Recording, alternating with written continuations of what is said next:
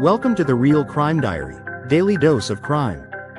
I'm your host, MHB, and today we're diving into a case that shook a small Nebraska town to its core. What drives a person to commit multiple murders in a place where such violence hasn't been seen in over a century? That's the chilling question at the heart of our story. In August 2022, the quiet town of Laurel, Nebraska, became the scene of a horrific crime that left 4 people dead and a community in shock. 44-year-old Jason Jones now stands convicted of these brutal killings, facing a possible death sentence for his actions. The victims were Michelle Ebeling, 53, Gene Twyford, 86, his wife Janet Twyford, 85, and their daughter Dana Twyford, 55. These weren't random targets. They were members of a close-knit community, suddenly torn away in an act of inexplicable violence. But what makes this case even more disturbing is what happened after the murders. Jones didn't just kill, he tried to cover his tracks by setting fire to the victims' homes. It's a level of calculation that sends shivers down the spine. The day after the bodies were discovered, police found Jones in his wife's house, right across the street from one of the crime scenes. He was suffering from severe burns, injuries so significant that he spent 2 months in the hospital before being moved to prison. These burns would later play a role in the trial, as Jones was absent from the proceedings, citing the lingering effects of his injuries. Now, you might be wondering, how did they link Jones to these horrific crimes? The answer lies in the power of forensic science.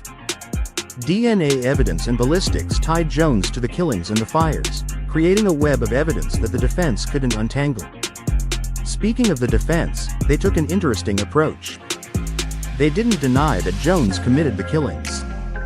Instead, they argued that he carried out these acts during an episode of mental illness.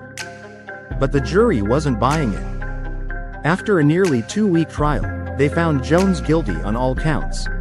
4 counts of first-degree murder, 4 felony gun counts, and 2 counts of first-degree arson. But here's where the story takes another dark turn. Prosecutors aren't just seeking a life sentence, they're going for the death penalty. They cite several aggravating circumstances, including the fact that Jones committed multiple killings in a short period and that at least 2 of the murders were carried out to prevent the victims from identifying him. It's a chilling reminder of the calculated nature of these crimes. And there's one more twist to this tale. Jones' wife, 45-year-old Carrie Jones, is also facing charges. She's accused of first-degree murder in connection with Gene Twyford's death, as well as tampering with evidence and being an accessory to a felony. Prosecutors allege that she helped her badly burned husband hide while authorities were searching for him in the hours after the killings. It raises haunting questions about loyalty, complicity, and the lengths some people will go to protect those they love, even in the face of unthinkable crimes. As we wrap up today's episode, we're left with a community forever changed, 4 lives tragically cut short, and a man facing the ultimate punishment for his actions. It's a stark reminder of how quickly violence can shatter the peace of even the quietest towns. This case leaves us with many questions. What drives someone to commit such heinous acts? Could anything have been done to prevent this tragedy?